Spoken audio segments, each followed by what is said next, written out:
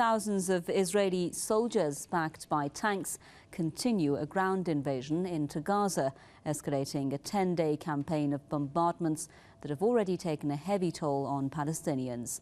Gaza health officials say 26 Palestinians have been killed in the early stage of the Israeli ground incursion. They say 264 Palestinians have already been killed since July the 8th. The death toll includes 17 children who were killed over the past 2 days. More than 2,000 Gazans have also been injured. Both water and electricity supplies have been affected by the Israeli hostilities. Palestinian sources say the Israeli army has prevented technicians from making essential repairs to water supplies, while power has been cut off across a large part of the Gaza Strip. Meanwhile, at least one Israeli soldier is killed in the early hours of Israel's ground invasion of Gaza. Israeli sources say at least 5 other soldiers were also wounded. These are the first fatalities of Israel's ground incursion, which began after 10 days of intense airstrikes on the Gaza Strip.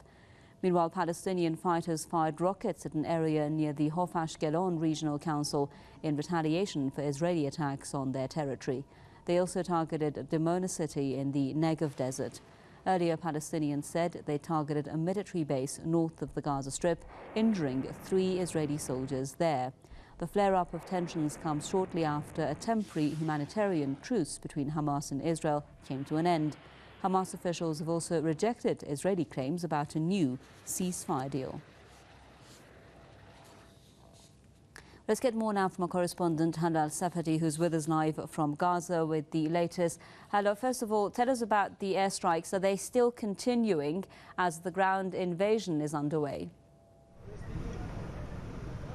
Well, yes, they're still taking place, and actually 3 more people were killed and they were moved to Kamal Adwan Hospital in North Gaza. So basically here we're talking about 263 people killed, or over 263 people killed, with over 2,000 people who were injured during those days of escalation. Airstrikes are still taking place. I can hear from where I'm standing right now the sound of Israeli drones flying at a very low altitude. They're still targeting, we can say, almost all places in Gaza Strip, north, south, and middle area, and even Gaza City.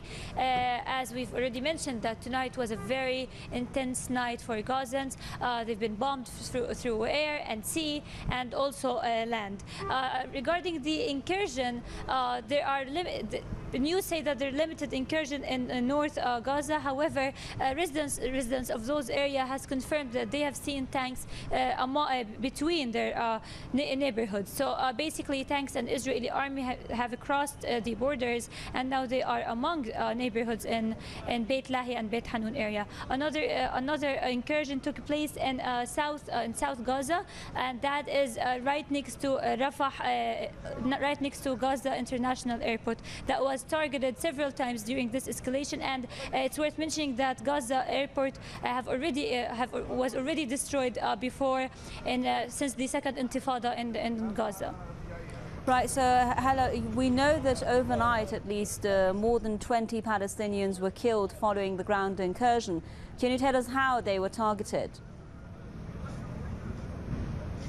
Most of Gazans in general, not only last night, were targeted after Israel demolishes their houses over their heads. So we're talking about families in the middle of the night sleeping. They're safe, they think they're safe, and then some of them get a phone call, an Israeli soldier asking them to evacuate their house and move to another area a few minutes before they actually before their house get demolished. And others are just a target of an airstrike without even any warning or any notice before. So most of them were killed while being at their houses. Others were killed in the streets through shrapnels flying over their bodies. And as we know that doctors have proved that Israel is using unconventional weapons, and those weapons are causing a number of injuries that are due to microscopic shrapnels that doctors themselves cannot even see or deal with. So this is basically how most of them were targeted. I actually spoke to a person, a father, who came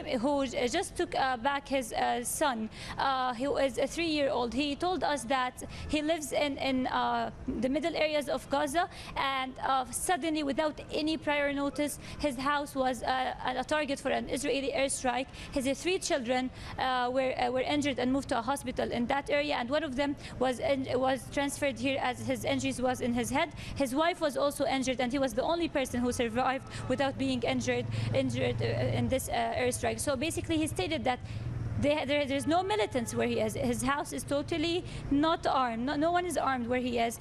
And despite of this fact, Israel still bombed his house. We've been hearing a number of people who actually proved that they were under random shelling in the north areas of Gaza.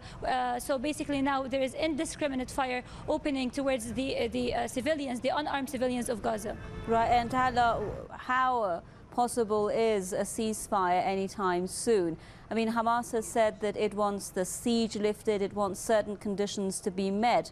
Obviously, Israel has not accepted that. So what are the hopes of this ending?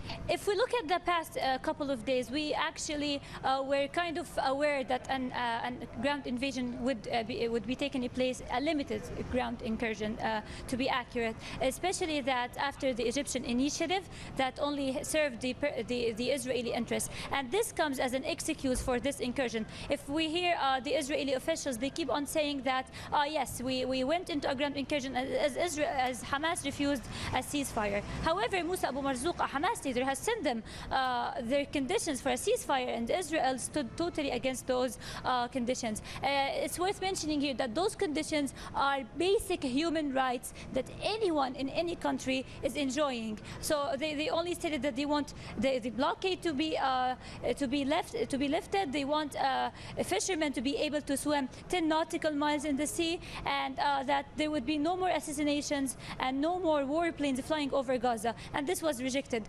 So basically, a ceasefire right now is something that is too soon to happen, especially after this ground incursion. Israel has started an operation, and once they start an operation, they never really stop and go back without achieving something they had in mind. And in this time, as Netanyahu mentioned, that they want to destroy the infrastructure of Hamas, and they want to destroy the tunnels along the borders, and this was their excuse to go into a ground incursion with the support of the United States of America.